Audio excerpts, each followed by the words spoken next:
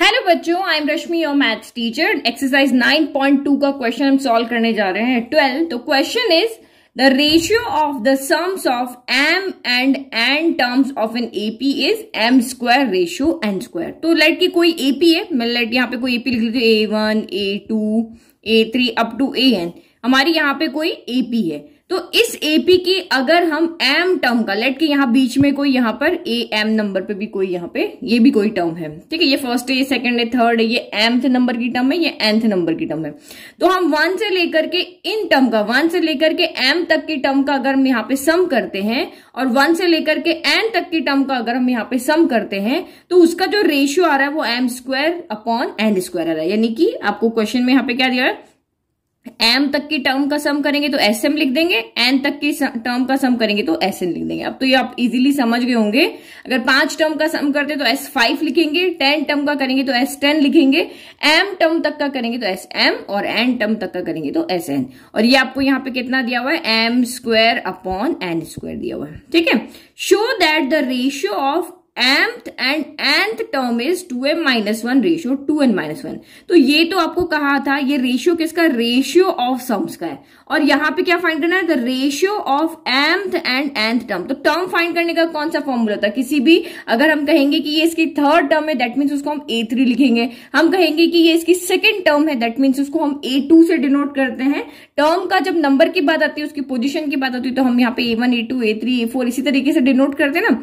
तो यहाँ पे आपको कहा है ये कोई एपी है, इसकी जो mth टर्म है मतलब mth टर्म मतलब इस प्लेस पे mth नंबर की प्लेस पे जो भी टर्म यहाँ पे रखी है वो, और nth नंबर के प्लेस पे जो भी टर्म यहाँ पे रखी है उसका जो रेशियो है यानी am अपॉन an वो आपको यहाँ पे दिया हुआ है 2m minus 1 divided by 2n minus 1। तो ये हमें दिया हुआ है और ये हमें यहाँ पे शो करना है कि लेफ्ट इक्वल टू राइट है। यहाँ पे हमें क्या शो करना है कि LHS इक्वल टू आपका RHS, ये हमें यहाँ पे शो करना है, ठीक है। तो जहां जहां आपको फॉर्मूलाज पता है वहां वहां लगा लो पहले, ओके। तो राइट में तो हम यहाँ पे कुछ नहीं कर सकते, बट लेफ्ट में हमें सम का फॉर्मूला पता है वो हम यहाँ पे लगा सकते हैं।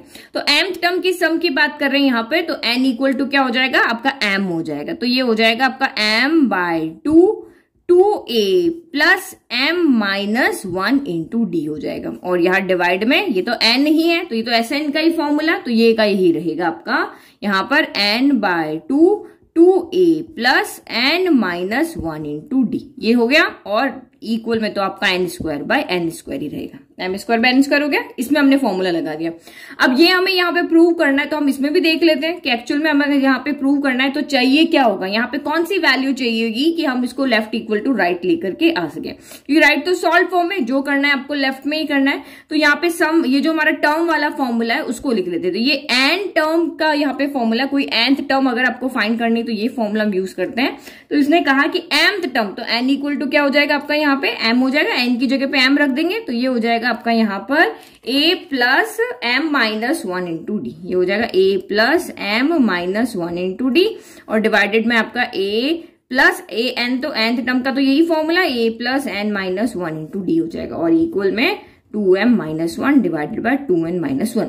तो अगर हमें इसको left equal to right prove करना है तो मुझे यहाँ पे a और d की वैल्यू चाहिए। तो a और d दो वेरिएबल है, दो इक्वेशन चाहिए होगी, लेकिन हमारे पास तो यहाँ पे एक ही इक्वेशन बन रही है। तो हम देखते हैं इसको सॉल्व करके हम यहाँ पे क्या कर सकते हैं। जैसे हमने यहाँ पे पहले क्वेश्चन किया था ना, देखो सेम इसी तरह का फॉर्म क्वेश्चन है ये, कि आपको दो टर्म का यहाँ पे दो एपी थी, उनके आपको यहाँ पे देखो एक ही एपी है, यहाँ एपी एक ही है, इस क्वेश्चन में दो अलग अलग एपी थी, तो उनके सम का रेशियो आपको दिया हुआ था और आपको कहा था कि 18th टर्म का आप यहाँ पे रेशियो फाइंड करो। तो इसके सिमिलर क्वेश्चन है बट यहाँ पे एपी दो अलग अलग है। तो हमने इस क्वेश्चन को जैसे सॉल्व किया था वैसे ही यहाँ पर भी करेंगे, लेकिन आगे थोड़ा चेंज होगा। क्यों चेंज होगा वो भी मैं आपको बताती हूँ। तो एक्चुअल में मुझे यहाँ पे वैल्यू को पुट करना है, तो मैं यहाँ से कुछ ऐसी वैल्यू लेके आती हूँ जो कि a और d के हम पुट करके और उसको यहाँ पे लेफ्ट इक्वल टू राइट में प्रूव कर सके। तो अब क्या करेंगे, जो गिवन है उसी से स्टार्ट करते हैं, इसको हम यहाँ पे सॉल्व करेंगे। तो आप यहाँ पे देखो 2 इसके डिनोमिनेटर में, यहाँ 2 डिनोमिनेटर में, तो ये कैंसिल हो जाएगा। तो ये कैसे कैंसिल होगा, तो ये देखो m/2 अपॉन n/2 है, तो ये अपॉन वाले साइन को हम मल्टीप्लाई में कर देते, तो ये इंटू हो गया, तो जो डिनोमिनेटर में वो न्यूमरेटर में चला जाता है, जो न्यूमरेटर में वो डिनोमिनेटर में आता है, तो ये कैंसिल हो गया और यहाँ पे m/n बच गया। अब ये इधर m/n हो गया और इसके इक्वल में क्या है, m² है, तो यहाँ ये भी कैंसिल हो जाएगा। कैसे कैंसिल हो जाएगा, यहाँ पावर 1 है ना, तो 1 पावर से ये एक कैंसिल हो जाएगा, इसकी पावर 1 है तो एक कैंसिल, यहाँ पे एक m है एक n है, यहाँ पे m² यानी 2m है और 2n है, एक m से एक m और एक n से एक n कैंसिल हो जाएगा। तो इसका मतलब क्या समझे हम, इस m से ये एक m कैंसिल हो गया, इस n से एक n कैंसिल हो गया, तो बचा कौन यहाँ पे हमारा यहाँ पे बचा 2a plus m minus 1 into D बचा, और यहाँ पे हमारा बचा 2a plus n minus 1 into D बचा, फिर इक्वल टू m/n हो गया। ठीक है, यहां तक समझ में आ गया। तो देखो वो क्वेश्चन और ये क्वेश्चन में अब यहाँ पे मैंने आपको क्या बताया था कि यहाँ पे 4 वेरिएबल थे, एक स्मॉल डी था, एक कैपिटल डी था, और ये आगे हमें रेशियो गिवन था। बट यहाँ पे हम 4 वेरिएबल की वैल्यू नहीं फाइंड कर सकते थे, तो हमने इन दोनों को कंपेयर किया और यहाँ पे 2 को कॉमन लेकर के n-1/2 किया, और n-1/2 हमारा 17 होगा अगर हमें इसकी वैल्यू चाहिए। तो कंपैरिजन करके हमने यहाँ पे सॉल्व किया। तो आपके कंसेप्ट क्लियर होने चाहिए कि इस तरह का क्वेश्चन आया तो कैसे करना है, और इस तरह का क्वेश्चन आया जब एक ही एपी से रिलेटेड क्वेश्चन आया तो कैसे करना है। तो आप यहाँ पे देखो, फिर से आप कहोगे मैम वहां तो आपने 2 कॉमन लेकर के इनको कंपेयर करके सॉल्व किया, यहाँ पे क्यों नहीं कर रहे हैं, क्योंकि यहाँ पे हमारे पास ओनली 2 वेरिएबल है, एक a है और एक d है, जिसकी वैल्यू हमें यहाँ पे चाहिए। तो हम इसको जब सॉल्व करेंगे तो हमें एक साइड लेफ्ट के अंदर हमें a मिल जाएगा, राइट के अंदर हमें d मिल जाएगा, तो इजीली हम a को d से या d को a से यहाँ पे रिप्लेस कर सकेंगे। सिर्फ 2 वेरिएबल होंगे तो एक को लेफ्ट में ले लेंगे, एक को राइट में ले लेंगे और रिप्लेस करके हम सॉल्व कर पाएंगे। लेकिन 4 वेरिएबल में हम ऐसा नहीं कर सकते हैं, तो यहाँ कुछ नहीं करेंगे, इजीली इसको सॉल्व कर लेंगे। क्रॉस मल्टीप्लाई करो, आप यहाँ पे क्या करो, n को उधर ले जाओ और इसको m के पास में लेके जाओ, और हम कुछ इस तरह से करते हैं कि या तो हमें a मिल जाए या हमें d मिल जाए, जिसको हम यहाँ पे पुट कर सके। तो देखो इसको सॉल्व किया मैंने, n इधर लेके चले गए, तो n मल्टीप्लाई हुआ आपका 2a plus m-1 into D से, और m के साथ में कौन आया, तो ये आया आपका 2a plus n-1 into D पे।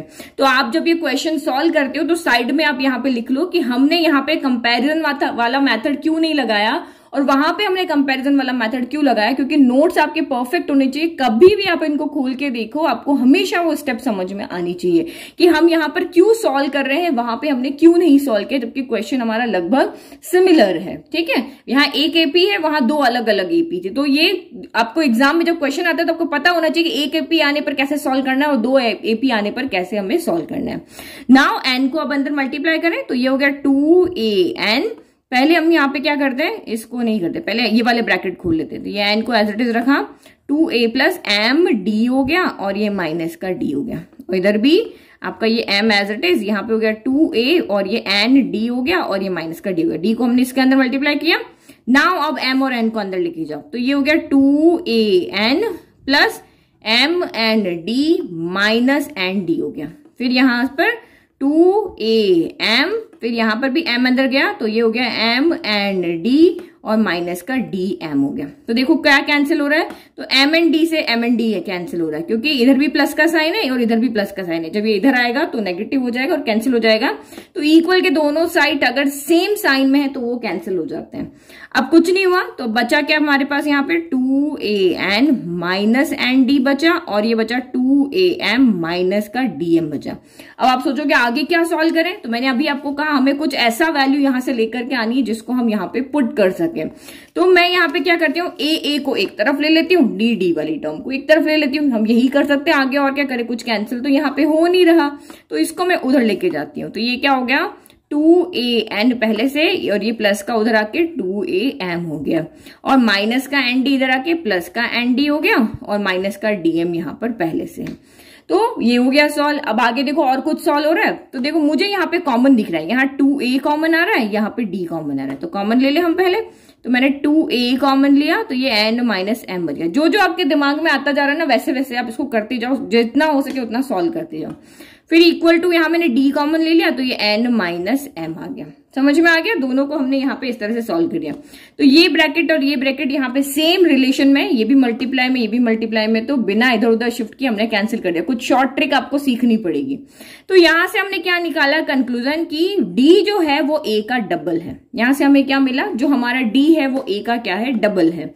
तो हम यहाँ पे अब ए की वैल्यू अगर आप पुट करोगे तो d/2 पुट करना पड़ेगा। तो इससे अच्छा मैं सीधा यहाँ पे d की वैल्यू पुट कर दूं। d इक्वल टू मेरा कितना आ रहा है, 2 आ रहा है। यहां से मुझे ये मिल गया। ओके, तो अब बस यहां से हम d की वैल्यू को इधर पुट कर लेते। तो putting d equal to 2 in only LHS। LHS equal to हमें यहाँ पे शो करने का मतलब क्या होता है, LHS इक्वल टू RHS को आप सॉल्व करो। तो हम लेफ्ट हैंड साइड यहाँ पे ले रहे हैं। हमारी लेफ्ट हैंड साइड यहाँ पे क्या है, a plus m minus 1 into D divided by a plus n minus 1 into D है। तो एक सिर्फ d की जगह वैल्यू पुट करो, सॉल्व करो, देखो ये आता है कि नहीं आता है। तो ये a एज इट इज हो गया, m माइनस 1 यहाँ पे एज इट इज हो गया, d की जगह हमने 2a रख दिया। फिर ये a plus n minus 1 as it is हो गया, d की जगह हमने यहाँ पे 2a रख दिया। तो अब आप चाहो तो पहले अंदर मल्टीप्लाई करो फिर सॉल्व करो, या आप चाहो तो यहाँ a आपको यहाँ दिख रहा है कॉमन है, यहाँ भी a आपको दिख रहा है कॉमन है, तो वैसे भी आप यहाँ पे कॉमन लेके सॉल्व कर सकते हो। सबका अपना अलग अलग आइडिया है। तो मैं इसको मल्टीप्लाई करती हूँ, a plus 2a into m, 2am हो गया, और 1 से मल्टीप्लाई होकर 2a ही रह गया, और प्लस माइनस माइनस हो गया। सेम यहाँ पे भी a प्लस 2an और माइनस का 2a हो गया। तो ये सॉल्व हो जाएंगे। देखो ये 2 एप्पल माइनस 1 एप्पल कितना हो जाएगा, माइनस का एप्पल हो जाएगा, यानी कि 2am। तो देखो यहाँ पे एज इट इज है, 2 एप्पल में से एक एप्पल गया, 2 एप्पल थे उसमें से एक खा लिया, कितना बचा, एक एप्पल बचा। तो ये यहाँ पे ओनली एक एप्पल बच गया। फिर यहाँ पे भी सेम ऐसे ही रहा, 2 एप्पल में से एक एप्पल गया, तो ये इस तरह से यहाँ पर भी एक ही बचा, लेकिन नेगेटिव का बचेगा क्योंकि ये वाला बड़ा है, बड़े में से हम छोटे को सब्ट्रैक्ट कर रहे हैं। अब फिर से आया, देखो क्या कॉमन आ रहा है। अभी तक हमारा जो प्रूव करना था वो हमारा आया नहीं, जो हमारा प्रूव करना उसमें तो a है ही नहीं, तो यहाँ से a को हटाना पड़ेगा। तो न्यूमरेटर से भी a कॉमन ले लो, तो ये 2m माइनस 1 बचा। डिनोमिनेटर से भी a कॉमन ले लो, तो डिनोमिनेटर से भी हमने a जब कॉमन लिया तो ये 2n माइनस 1 बचा। a से ये a कैंसिल हो गया, और जो बच गया वही हमारा यहाँ पे क्या है, राइट हैंड साइड है। तो कितना इजी क्वेश्चन था, यही हमारा राइट हैंड साइड है ना। तो हमने यहाँ पे शो कर दिया, हैंड्स शो। ओके, तो ये देखो कितना सिंपल क्वेश्चन था। तो जो आपको लगता है कि ये क्वेश्चन सिमिलर है लेकिन इसमें अलग तरीके से सॉल्व कर रहे हैं, इसमें अलग तरीके से सॉल्व कर रहे हैं, तो वो दिमाग में आपके बैठ जाना चाहिए कि ये अलग अलग मेथड यहाँ पे क्यों लगा रहे हैं। उसका रीजन आप क्वेश्चन जब नोट्स बना रहे हो तो बराबर वहां पे रीजन आप लिख लो। ठीक है, now next, now question number 13, if the sum of n terms of an AP is 3n square plus 5n। तो वही लेट कर लेते, हमारी AP A1 A2 A3 up to AN है। ठीक है, अब इस AP की जो n टर्म्स का सम, मतलब जितनी भी टर्म्स है, क्योंकि ये nth टर्म है, अभी जितनी भी टर्म है उसका सम आपका कितना आ रहा है, 3n स्क्वायर प्लस 5n। तो कितनी टर्म का, n टर्म का, n टर्म यानी कि Sn आपको यहाँ पे गिवन है, 5 टर्म यानी S5, 10 यानी S10 और n यानी Sn। तो ये आपको गिवन है यहाँ पे 3n स्क्वायर प्लस 5n। ये सबसे इजी क्वेश्चन है अगर आपने बिल्कुल कंसेप्ट से पढ़ा है। तो कंसेप्ट से पढ़ा है आपने, पुराने क्वेश्चंस को बहुत अच्छे से आपको समझ में आ गए हैं, तो आप ये क्वेश्चन बहुत इजीली कर पाओगे, आपके माइंड में आ जाएगा क्या सॉल्यूशन होगा इसका। And it's mth term is 164, और यही जो AP है उसकी mth टर्म है, ये mth टर्म है, वो कितनी आपको दी हुई है, 164 दी हुई है। AP चल रही है फर्स्ट है, सेकंड, फर्स्ट टर्म है, सेकंड टर्म है, लाइक की हमारी जो अगर AP 2 4 6 8 10 इस तरह से होती, तो A1 2 होता, A2 4 होता, A3 6 होता, ऐसे चलते चलते जा रहे हैं। और जो mth टर्म है वो आपकी कितनी यहाँ पे 164 है। तो mth टर्म को हम कैसे डिनोट करते हैं, am से। जब भी टर्म की बात आएगी तो am वाला फॉर्मूला जो होता है वो दिमाग में रखो, an equal to a plus n minus 1 into D वाला। और जब भी सम की बात आती है तो sn वाला फॉर्मूला आपको दिमाग में रखना है, sn वाला यानी कि n/2 2a plus n minus 1 into D, ये वाला फॉर्मूला, 2 फॉर्मूले आपको दिमाग में रखना है। तो mth टर्म आपको कितनी दी हुई है, 164 दी हुई है। तो ये तो यहां से हमें समझ में आ गया। ठीक है, तो ये हो गया, ये हो गया। पहले जो हमें फाइंड करना है उसको देख लेते कि वहां उसको क्या क्या जरूरत है। इसकी जरूरत हम इधर से पूरी करेंगे कि हम इसको बोलेंगे कि भाई तुम हमें वो चीज दो जो यहाँ पे हम mth टर्म यहाँ पे बता सके। हमें वैल्यू क्या, हमें फाइंड क्या करना है, हमें m फाइंड करना है। मतलब हमें ये बताना है कि जो 164 है इस AP की कौन से नंबर की टर्म है, इसकी पोजीशन क्या है, इस AP के अंदर इसकी पोजीशन क्या है, 10th नंबर पे है, 15th नंबर पे है, 18th नंबर पे है, इसकी पोजीशन क्या है। जैसे हमारी AP है ना 2 4 6 8 10 अप टू सो ऑन यहाँ पे चल रही है। तो फर्स्ट पोजीशन पे 2 है, सेकंड पोजीशन पे 4 है, थर्ड पोजीशन पे 6 है, फोर्थ पोजीशन पे 8 है। वैसे ही हमें बताना है कि 164 जो है वो कौन सी पोजीशन पे यहाँ पर आ रही है। तो अभी तो हमें पता है mth पोजीशन पे, बस इसी m की वैल्यू हमें यहाँ पे फाइंड करके दिखानी है। तो आप यहाँ पे देखो, यहाँ पे फॉर्मूला रखो, mth टर्म यानी n इक्वल टू m हो गया, तो a plus m minus 1 into D, ये हमें दिया हुआ है 164। अब मैं कैसे भी करके यहाँ पर a फाइंड कर लूं या फिर मैं यहाँ पे d फाइंड कर लूं, तो मेरा यहाँ पे इजीली क्या हो जाएगा, सॉल्व हो जाएगा। तो a और d हमें चाहिए, कहां, किसके पास जाएंगे हम, इसके पास में कि Sn तुम हमें a और d फाइंड करके बता दो। तो आपने अगर क्वेश्चन 8 आपके माइंड में है तो वहां पर भी हमारा लगभग सेम क्वेश्चन ही था। अब देखो, जिसको आता है ना वो अच्छे से कर लेगा। If the sum of N term of an AP is this, यानी कि हमें यहां पर भी Sn दिया होता है। Sn क्या दिया हुआ था, pn प्लस qn स्क्वायर दिया होता है, और आपको कहा था कि आप कॉमन डिफरेंस फाइंड करो। तो हमें पता है d क्या होता है, a2 माइनस a1 होता है। तो मतलब अगर आपको यहाँ पे सम अगर जनरल फॉर्म में दिया हुआ है किसी एपी का, तो हम d वहां से कैलकुलेट कर सकते हैं। तो d होता है a2 माइनस a1 होता है। तो हमें तो d और a ही तो चाहिए, a और d चाहिए ना। तो a1 हमारा क्या होता है, फर्स्ट टर्म होता है। मतलब अगर हमें जनरल फॉर्म में सम दिया हुआ है तो हम यहां से कॉमन डिफरेंस भी फाइंड कर सकते हैं, हम यहां से फर्स्ट टर्म को भी फाइंड कर सकते हैं। तो मैंने एक सिंपल आपको फॉर्मूला बताया था, ये शॉर्ट फॉर्मूला है जिससे आप यहाँ पे एमसीक्यूज को सॉल्व करेंगे। तो एमसीक्यूज आपके बहुत आने वाले, तो ये शॉर्ट तरीके भी आपको पता होने चाहिए कि अगर कोई हमें सम दिया हुआ है किसी एपी का वेरिएबल के फॉर्म में और उससे हमें एक एपी जनरेट करनी है, तो उस एपी को बनाने का तरीका होता है an equal to Sn minus Sn minus 1 होता है। तो n इक्वल टू 1 पुट करने पर, इस वाले फॉर्मूले में n इक्वल टू 1 पुट करने पर हमें फर्स्ट टर्म मिल गई थी। n इक्वल टू 2 पुट करने पर हमें यहाँ पे दो टर्म का, n इक्वल टू 1 पुट करने का मतलब फर्स्ट टर्म का सम, यानी कि फर्स्ट टर्म ही होगी, एक टर्म का सम तो एक ही होगा ना। जैसे ये पहली टर्म है, पहली टर्म का सम क्या होगा, 2 ही होगा, 2 में कुछ ऐड थोड़ी ना होगा। फिर अब यहाँ पे फिर हमने n इक्वल टू 2 पुट किया, तो सम ऑफ फर्स्ट 2 टर्म्स हो गया, सम ऑफ फर्स्ट 2 टर्म यानी दो टर्म का सम। तो पहली और दूसरी टर्म का सम यहाँ पे हमने कैलकुलेट किया, तो ये a1 आ गया और ये हमारा यहाँ पे क्या हो गया, a1 प्लस a2 आ गया।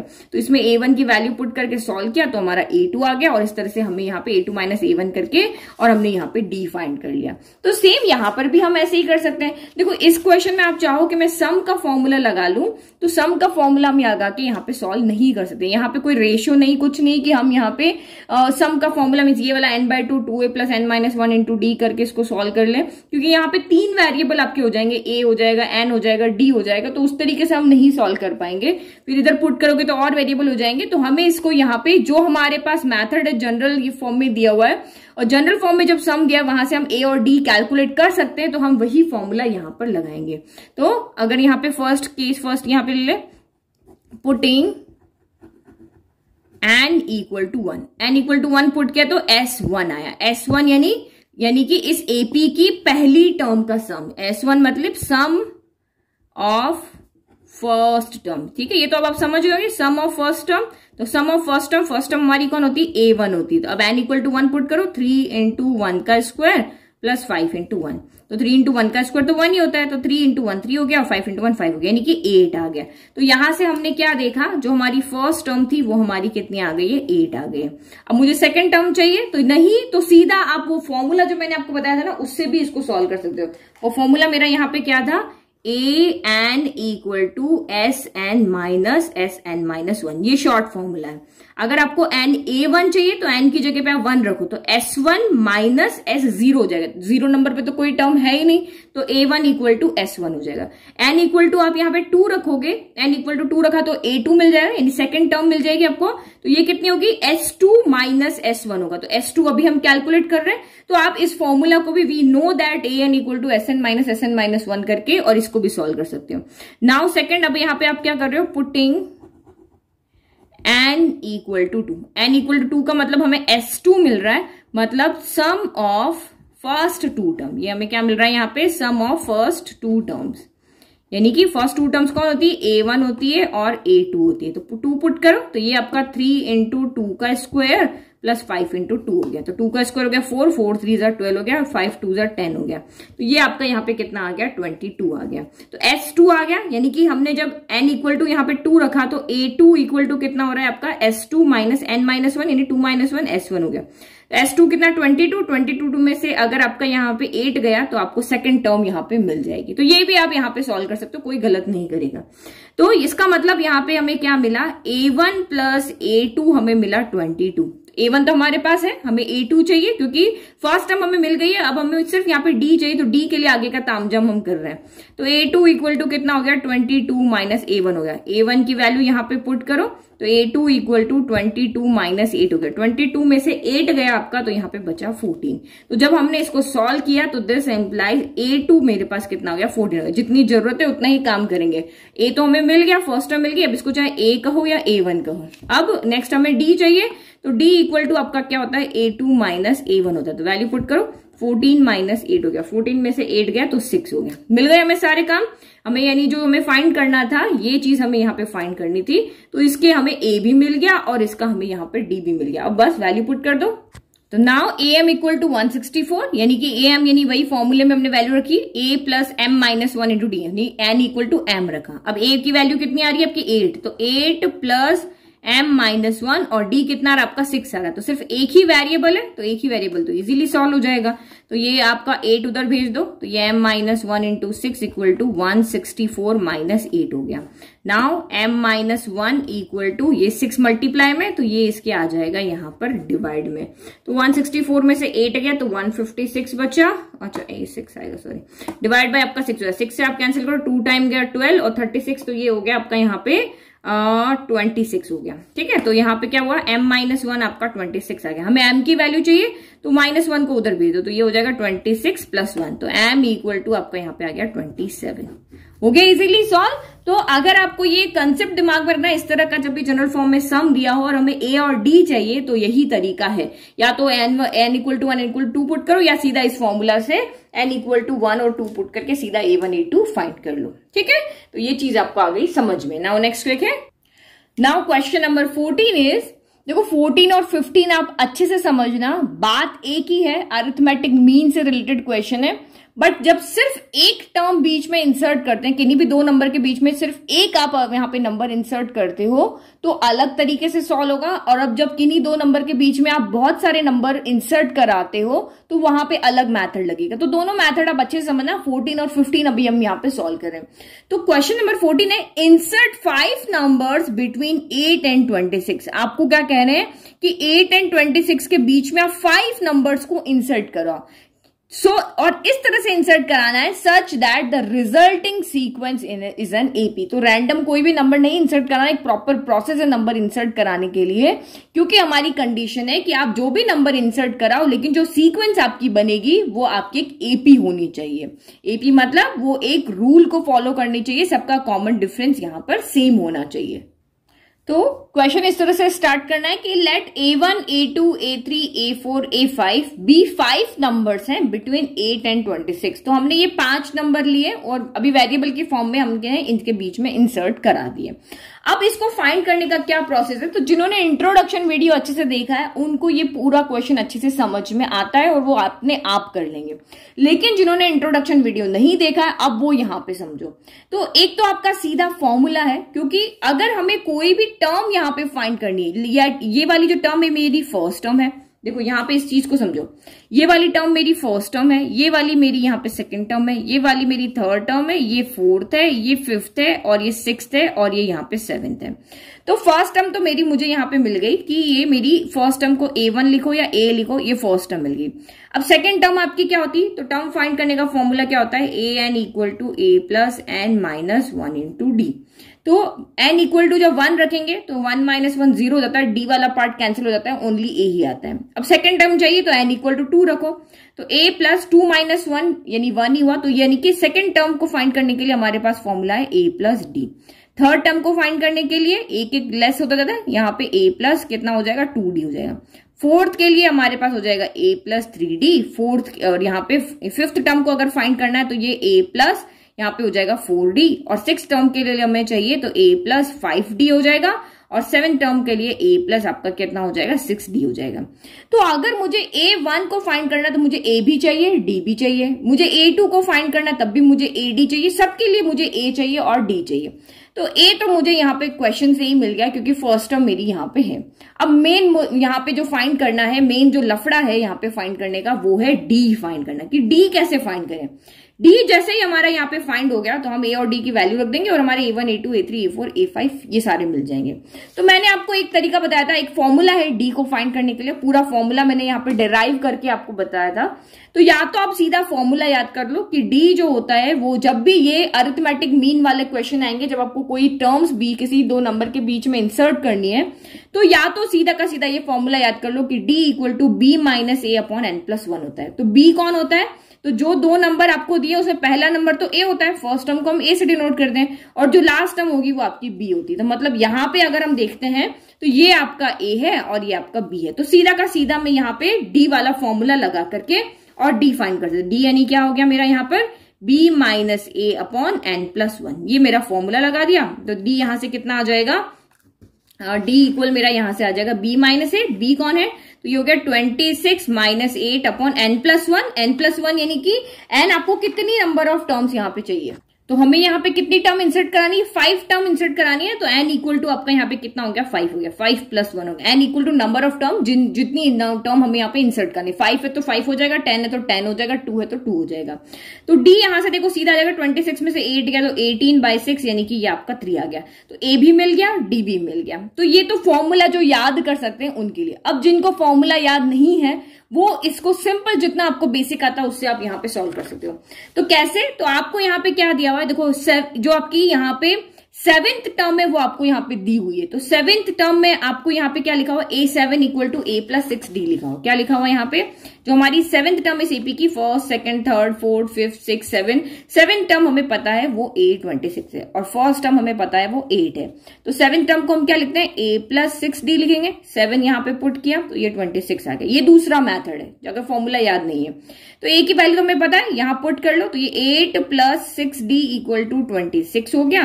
तो 6d इक्वल टू हो गया 26 माइनस 8 हो गया। तो d इक्वल टू कितना हो गया, 26 माइनस 8 अपॉन 6 हो गया। तो देखो वही तो आ रहा है, 26 माइनस 8 अपॉन 6 ही तो आ रहा है, 5 प्लस 1 6। तो ये आपका यहाँ पे कितना हो गया फिर से 18/6 यानी कि ये आपका आ गया 3। तो दोनों मेथड से आप यहाँ पे कर सकते हो, फॉर्मूला याद है तो भी, और जो ये लास्ट वाला नंबर जो दो नंबर के बीच में इंसर्ट कराओगे उन दोनों की हेल्प से भी हम d फाइंड कर सकते हैं। तो a इक्वल टू हमारा यहाँ पे 8 हो गया। तो मैंने आपको बिल्कुल इसी तरीके से क्वेश्चन यहाँ पे करवाया। देखो ये एग्जाम्पल जब मैंने आपको इंट्रोडक्शन कराया था ना, सेम आपको यहाँ पे करवाया था। a1 आपको दिया हुआ था 2 और ये a प्लस 7d यानी 8th टर्म आपको यहाँ पे दी हुई है, 8th टर्म है, ये a प्लस 7d थी, इसको सॉल्व करके हमने d फाइंड कर लिया और a1 यानी a प्लस d हो गया, a2 a प्लस 2d हो गया और इसमें हमने वैल्यू रख के और निकाल लिया। और नहीं तो d मैंने फॉर्मूला से भी यहाँ पे सॉल्व कर लिया। दोनों तरीके आपके राइट है, ठीक है। तो ये मेथड सेकंड तो समझ में आ गया। मेथड फर्स्ट यहाँ पे करते हैं। a1 यानी फर्स्ट टर्म हमारी दी हुई है और एक हमें 7th टर्म यहाँ पे दी हुई है 26। तो वही करो, 7th टर्म यानी a प्लस 6d हो गया। तो ये हो गया 26, यहाँ पे हमने वैल्यू रखी 8 यहाँ पे और ये 6d हो गया इक्वल टू 26। तो 6d इक्वल टू 26 माइनस 8 हो गया और d इक्वल टू आपका 26 माइनस 8/6 हो गया, यानी कि ये आपका हो गया 18/6 यानी कि ये आ गया 3। तो सबसे इजी क्वेश्चन है ये, कुछ भी नहीं करना। जो गिवन है वहां से हमने a भी फाइंड कर लिया, वहां से हमने d भी फाइंड कर लिया। तो हैंस आप यहाँ पे क्या लिखोगे, a इक्वल टू हमारा 8 आ रहा है और d इक्वल टू हमारा 3 आ रहा है। तो यही तो दो वैल्यू हमें यहाँ पे चाहिए थी बाकी बनाने के लिए। तो नाउ अब एक 1 बाय 1 करके आप वैल्यू यहाँ पे फाइंड कर लो। तो नाउ अब आपका यहाँ पे a1 यानी कि ये कैपिटल A1 है, वो किसके इक्वल है, वो हमारी सेकेंड टर्म है और वो किसके इक्वल है, a प्लस d के इक्वल। तो वैल्यू पुट करो 8 प्लस 3 यानी कि ये आ गया 11। फिर a2 जो है वो हमारी इस AP की थर्ड टर्म है, वो a प्लस 2d के इक्वल। तो वैल्यू पुट करो 8 प्लस 2 इंटू 3 हो गया, यानी कि 3 दूनी 6, 8 और 6 यहाँ पे कितने हो गए 14। फिर थर्ड टर्म जो है a3 जो है वो हमारी इस AP की फोर्थ टर्म है और ये a प्लस 3d के इक्वल है। तो 8 प्लस 3 इंटू 3 हो गया, तो 3 3 9, 9 प्लस 8 हो गया 17। नाउ A4 जो है वो हमारी यहाँ पे फिफ्थ टर्म है, इस AP की फिफ्थ टर्म है, तो वो किसके इक्वल है, A प्लस 4D के इक्वल है। तो ये हो गया 8 प्लस 4 इंटू 3 हो गया, तो 4 3 12, 12 प्लस 8 हो गया आपका 20। और लास्ट जो हमारी फिफ्थ टर्म हमारी चाहिए थी वो इस AP की सिक्स टर्म है और ये A प्लस 5D के इक्वल है।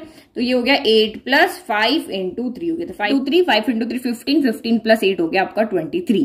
तो अब हम सीक्वेंस लिख लेते हैं। तो जो हमने सीक्वेंस लिखा ये हमारा सीक्वेंस हो गया, फर्स्ट टर्म ये रही, ये हमारी लास्ट टर्म थी और इसके बीच में जो 5 टर्म हमने इंसर्ट करे वो ये थी। अब चेक करो ये AP है नहीं है, तो A2 माइनस A1 तो 3 आ रहा है, this minus this 3, 17 minus 14 3, 20 minus 17 3, 23 minus 23 और 26 माइनस 23 3 भी यहाँ पे 3 मतलब कॉमन डिफरेंस सबका सेम आ रहा है। दैट मीन्स ये आपका सीक्वेंस क्या है, यहाँ पर AP है, ये हमने चेक भी कर लिया। ना उस वीडियो का लास्ट क्वेश्चन देखें तो अब वो भी इसी के सिमिलर क्वेश्चन है, बट वहां पे हमें अरिथमेटिक मीन कहा है। यहाँ हम जब ज्यादा नंबर इंसर्ट करते हैं तो इस तरह से क्वेश्चन आएगा, यही होगा। वहां पे आपकी बात आ रही है अरिथमेटिक मीन की।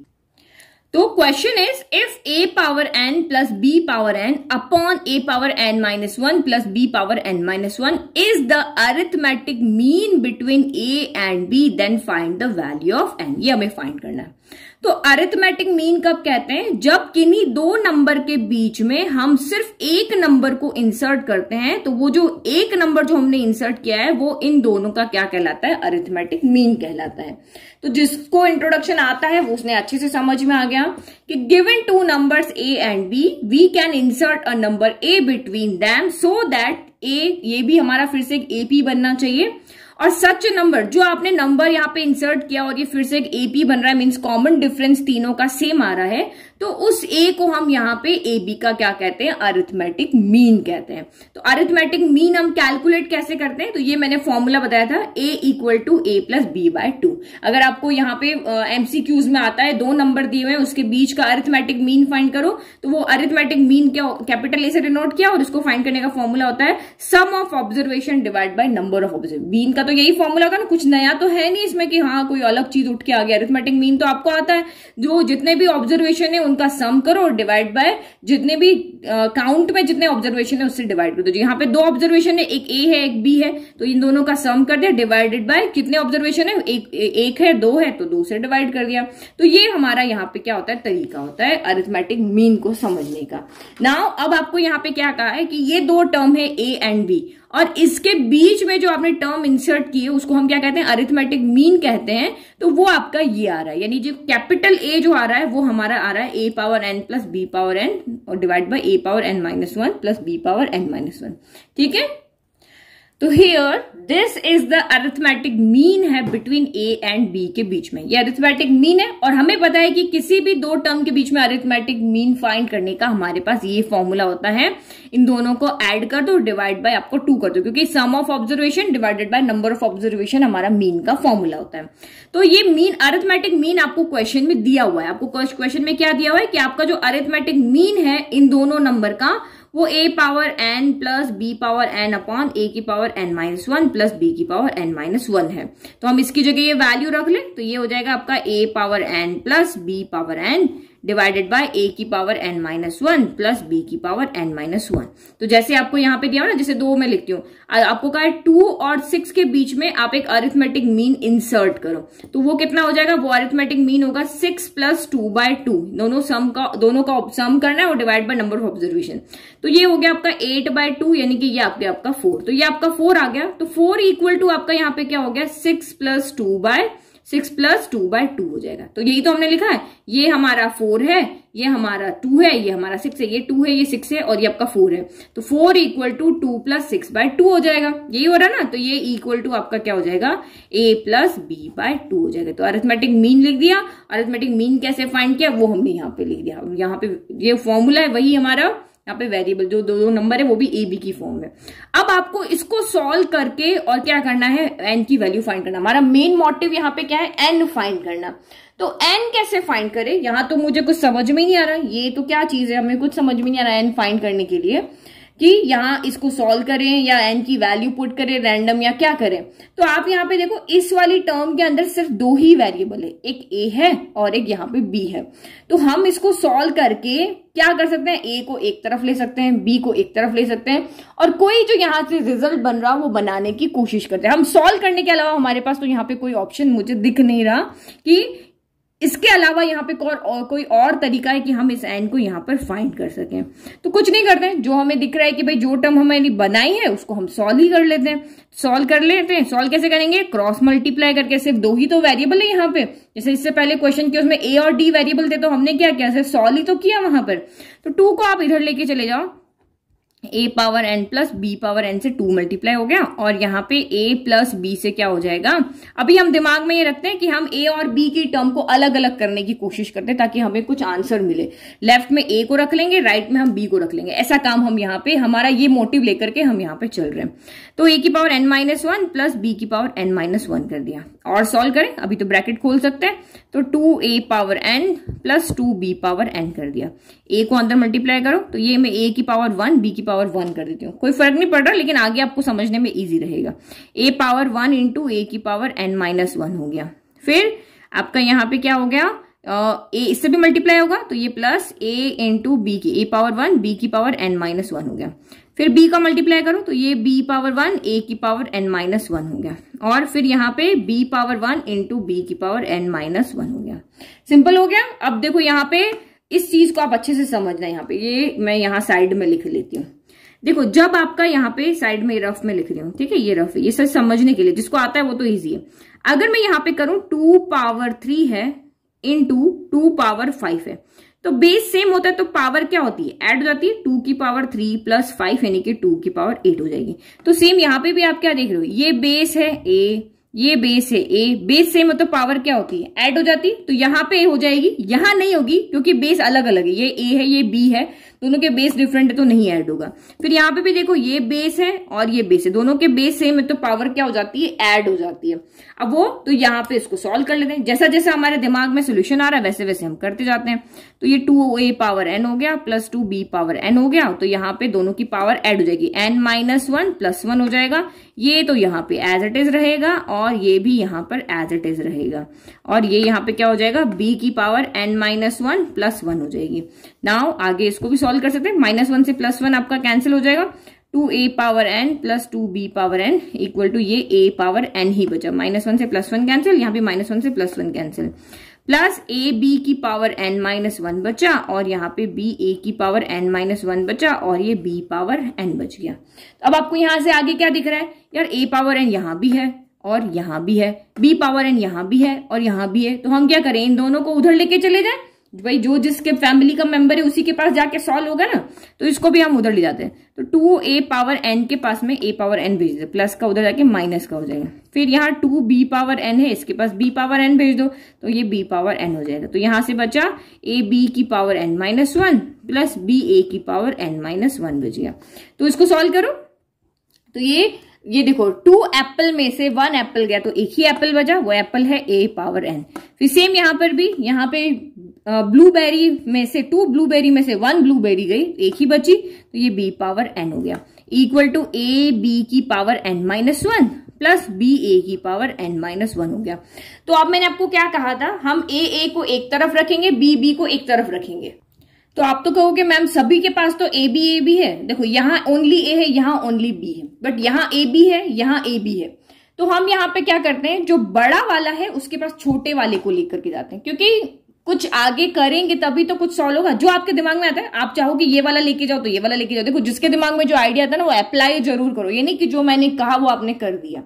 तो मैं यहाँ पे, क्योंकि मुझे यहाँ भी ए बी दिख रहा है, यहाँ भी ए बी दिख रहा है, तो देखो ये a पावर n है, यहाँ a पावर 1 है और ये a पावर n-1 है। तो a पावर 1 का तो पता नहीं है इससे बड़ा है या छोटा है, तो नहीं समझ में हम क्योंकि अभी हमें n की वैल्यू नहीं पता है कि n यहाँ पे है कौन है। तो मुझे बट इन दोनों में पता है कि ये बड़ा है और ये पावर जो है वो छोटी है, क्योंकि n की जगह अगर मैं 2 रखती हूँ तो ये 2 हो जाएगा, ये 2 - 1 1 हो जाएगा।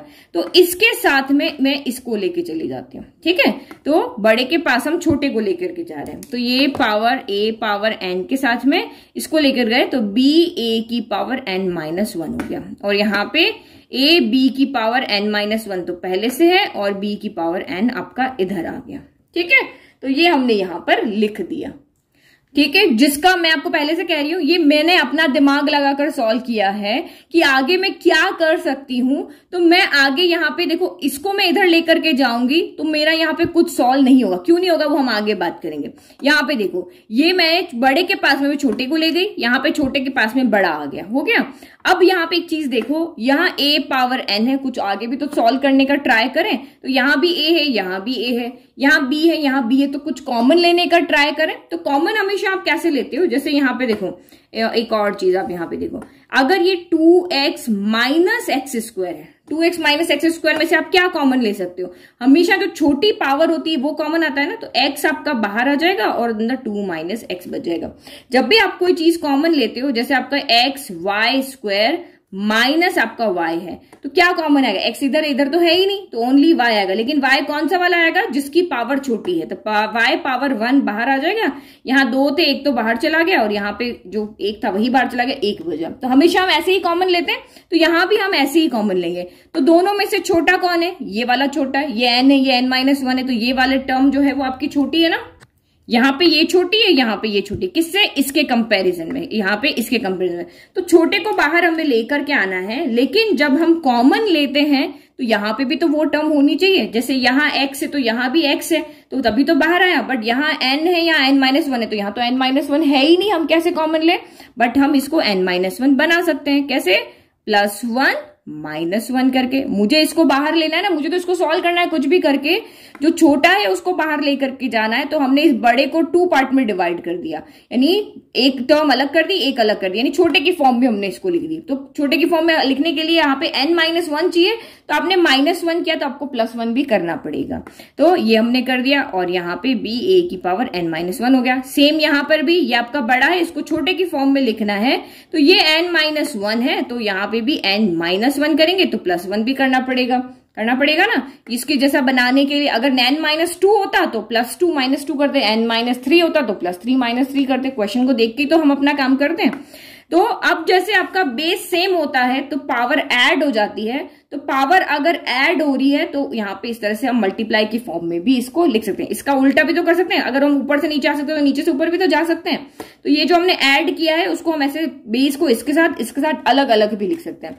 तो बेस को अलग अलग क्यों लिख रहे हैं, कि मुझे a की पावर n-1 चाहिए, तो मैं a की पावर n-1 को एक साथ लिख देती हूँ, इंटू a की पावर 1 एक साथ लिख देती हूँ। तो देखो बेस से में तो पावर ऐड करो, n-1 +1 आ जाएगा, यहाँ पे n-1 +1 आ जाएगा। तो उल्टा किया और ये -b a की पावर n-1 कर दिया, और यहाँ पर भी हम क्या करेंगे, इसको साथ भी ऐसे ही करेंगे, b की पावर n-1 को अलग कर देंगे और यहाँ पे हम b को अलग कर देंगे। समझ में आ गया। अब आप यहाँ से क्या कर सकते हो, मुझे a पावर n- यहाँ भी मिल गया, यहाँ भी मिल गया, यहाँ भी मिल गया, यहाँ भी मिल गया, कॉमन ले लो। अब हम यहाँ पे इजीली कॉमन ले सकते हैं, तो मैंने यहाँ पे कॉमन लिया। क्या कॉमन आएगा, a पावर n-1 कॉमन आया, बचा क्या, a माइनस b बचा। यहाँ पे कॉमन लिया, क्या लिया, b की पावर n-1 कॉमन लिया, यहाँ पे क्या बचा, a माइनस b बचा। तो दोनों साइड में ब्रैकेट सेम है और रिलेशन मल्टीप्लाई आएगा, तो ये आपके सीधे के सीधे यहाँ पे हो जाएंगे कैंसिल। तो बचा कौन, a power n-1 equal to b power n-1। तो ये तो हमारा हो गया सॉल्व। तो क्या हमारा जो पर्पस था वो हमारा सॉल्व हो गया। हमें क्या करना था, find the value of n की वैल्यू हमें फाइंड करनी थी। तो क्या आप यहां से कोई n की वैल्यू बता सकते हो कि यहां से कोई n की वैल्यू आ रही हो, तो मैं तो नहीं बता सकती, क्योंकि बेस सेम होते तो हमारी पावर इक्वल होके कुछ सॉल्व हो जाता। लेकिन जब बेस ही डिफरेंट है तो हमें क्या पता कि कौन सी n की वैल्यू पे ये दोनों वैल्यू इक्वल हो रही है। जैसे आप यहाँ पे देखो, ये मेरा है यहाँ पे 2 पावर आपका यहाँ पे n-1 है, इक्वल टू ये 5 पावर n-1 है। तो मैं n की ऐसी क्या वैल्यू रखूं जिसको सॉल्व करने से ये दोनों मेरे इक्वल आ जाए। तो हमें थोड़ी ना पता, हम यहाँ पे कोई हिट एंड ट्रायल मेथड थोड़ी ना लगा सकते हैं, तो वो तो हम यहाँ पे नहीं कर सकते। तो फिर क्या करें, तो 2 चीज आप यहाँ पे कर सकते हो, इस b को इधर शिफ्ट कर सकते हो या a को इधर शिफ्ट कर सकते हो, यही आप काम यहाँ पे कर सकते हो। अब शिफ्ट भी 2 तरीके से होते हैं। अगर ये प्लस में है, यहाँ पे ये प्लस में ना, तो इधर जाके माइनस में जाएगा, या फिर अगर हम देखें कि ये अगर 1 के साथ मल्टीप्लाई में है तो ये डिवाइड में जा सकता है। ये दो तरीके से ही उधर शिफ्ट हो सकता है, या तो ये माइनस बनेगा या फिर ये डिवाइड में जाएगा। तो दोनों तरीके से हम देखते हैं यहाँ पे क्या कर सकते हैं। तो मैं अगर इसको ये देखो a power n-1 equal to b power n-1 है, तो ये दो तरीके से उधर जाएगा। एक तो किस तरह से जाएगा, a पावर n-1 प्लस का b उधर गया तो माइनस हो जाएगा, n-1 हो गया, इक्वल में क्या आ जाएगा, 0 हो जाएगा। या फिर ये जाएगा a power n-1 divided by b की पावर n-1 और इक्वल में 1 हो जाएगा, क्योंकि हम इसको इंटू 1 लिख सकते हैं। तो मल्टीप्लाई से उधर गया तो डिवाइड में आ जाएगा। तो दो तरीके से ही उधर शिफ्ट कर सकता है। तो ये सारा हम क्यों कर रहे हैं, हमें n की वैल्यू यहां पर चाहिए इसलिए कर रहे हैं। तो आप यहां पे देखो, क्या इससे आपको कोई सोल्यूशन मिल रहा है? क्या यहाँ a की पावर n-1 माइनस b की पावर n-1 यहाँ पर है, तो क्या आप यहाँ से n की वैल्यू को फाइंड कर पा रहे हो? तो नहीं, ये तो एक इक्वेशन की फॉर्म में आ रहा है। हम तो यहाँ से 3 वेरिएबल हो रहे, कुछ भी नहीं सॉल्व कर पा रहे। यहाँ से तो हम n की वैल्यू को किसी भी कंडीशन में नहीं निकाल पा रहे। और यहाँ पर तो यहाँ पे देखो एक सिंपल तरीका है, 1 वैल्यू यहाँ पे आ रही, दैट मीन्स हमारे पास बहुत सारे सॉल्यूशंस हो सकते हैं। हम 1 को क्या लग सकते हैं, क्योंकि ये भी वेरिएबल है, ये वेरिएबल है ना। तो एक चीज और यहाँ पे देखो, मैं ये दोनों की पावर कॉमन है ना, तो इसको मैं अलग बाहर सेपरेट लिख सकती हूँ। ऐसे लिख सकते हैं, अलग अलग पावर को ऐसे बाहर कर दिया, इक्वल में आपका 1 आ गया। तो देखो 1 को मैं कैसे लिख सकती हूँ, किसी वेरिएबल की पावर 0 कर सकती हूँ, मैं 1 को y की पावर 0 कर सकती हूँ, मैं 1 को x अपॉन y की पावर 0 कर सकती हूँ। इन सब की वैल्यू 1 ही तो होती है। या फिर मैं 1 को, क्योंकि हमारा यहाँ वेरिएबल है ना, तो हम नंबर ही लेंगे, क्योंकि 2 पावर 0 भी 1 होता है, 5 पावर 0 भी 1 होता है। लेकिन हम इस तरीके से लें कि हमारा यहाँ पे वैल्यू आए। तो आपको पता है कि इधर बेस और इधर बेस सेम होगा तभी यहाँ पे कुछ काम होगा, बेस अलग अलग है तो काम नहीं होगा। तो बेस यहाँ पे कौन है, ए बी है, तो इधर भी हम ए बी ही ले लेते हैं। मैं 1 को क्या लिख सकती हूँ, ए बी की पावर 0। किसी भी वेरिएबल की पावर अगर 0 होती है उसका मतलब क्या होता है, यहाँ पर 1 होता है। तो अगर आपके कंसेप्ट क्लियर है ना, तो क्वेश्चन को इजीली आप सॉल्व कर पाओगे। तो इस 1 की जगह पे अब यहाँ पे क्या लिख लेंगे, a अपॉन बी की पावर n-1 है, तो इक्वल टू यहाँ पे इस 1 की जगह हम रखते हैं a अपॉन बी की पावर 0 रख सकते हैं। यह कर सकते हैं ना कि इस 1 को हम इस तरह से लिख सकते हैं, क्योंकि हमें पता है किसी भी वेरिएबल की पावर जो होती है अगर वो 0 है, इसका मतलब वो यहाँ पे क्या होता है, 1 होता है।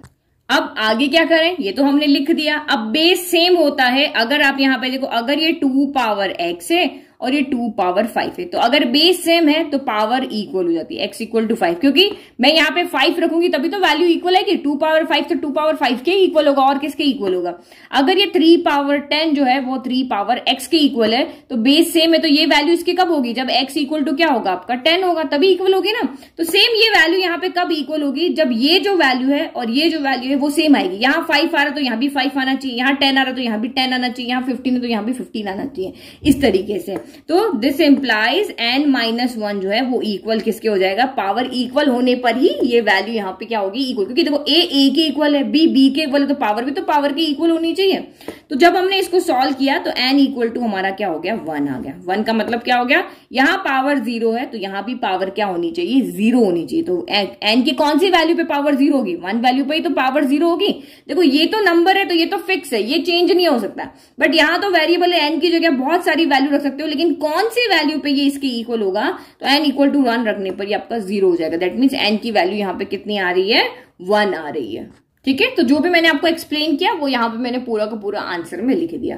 तो कितना इजी क्वेश्चन था, कुछ भी नहीं किया। अरिथमेटिक मीन हमें पता था, दोनों को इक्वल हमने कर दिया, फिर हमने इसको पूरा सॉल्व करते गए जहां तक हम सॉल्व कर सकते थे करते गए, और लास्ट में हमारा जो नॉलेज है जो हमने अभी तक पढ़ा है उसको यहाँ पे यूज करके और हमने n इक्वल टू 1 यहाँ पर फाइंड कर लिया। तो आई होप आपको ये 4 क्वेश्चन जो थे बहुत अच्छे से समझ में आए। अभी भी अगर कोई डाउट है तो प्लीज कमेंट बॉक्स में कमेंट करें और चैनल को लाइक शेयर सब्सक्राइब करना ना भूलें। Thank you.